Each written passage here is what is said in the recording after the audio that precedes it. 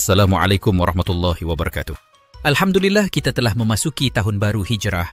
Tapi soalnya, apa yang kita faham tentang bulan Muharram ini? Ramai orang sambut awal Muharram hanya sebagai peralihan tahun, tapi sebenarnya bulan ini bukan sebarang bulan. Rasulullah menyebut dalam satu hadis, sebaik-baik puasa selepas Ramadan ialah puasa di bulan Allah, bulan Muharram.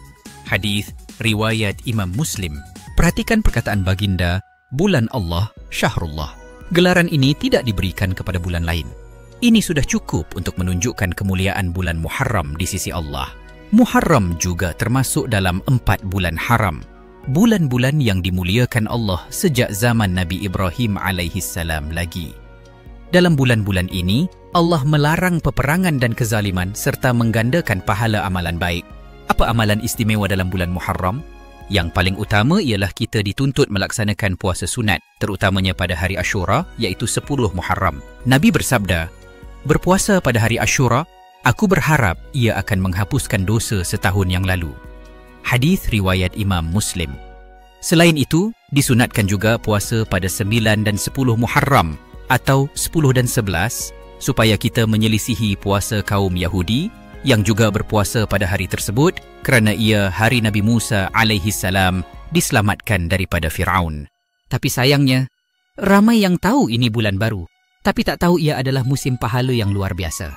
Kita mungkin berazam nak mula tahun baru dengan semangat baru, tapi adakah kita ambil peluang untuk tingkatkan ibadah di bulan yang Allah sendiri muliakan? Bulan Muharram adalah masa terbaik untuk hijrah jiwa, hijrah dari malas ke rajin, dari jauh kepada dekat dengan Allah, dari lalai kepada sedar. Selain puasa, perbanyakkanlah doa, sedekah, qiyamul lail dan zikir.